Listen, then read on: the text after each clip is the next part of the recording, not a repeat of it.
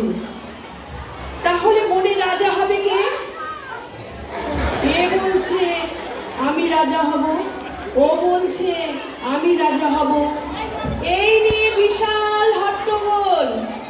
এই হট্টগোলের মাঝে হঠাৎ বাঘের আওয়াজ। শুরু হচ্ছে বং কবিতা আবৃত্তি, মেলবন্ধনের সংস্কৃতি। আবৃত্তি পাঠে অংশগ্রহণে পৃথা ঘোষ, আউশি পুরকাইত, শ্রেয়ান হালদার, অদ্রিজ মণ্ডল।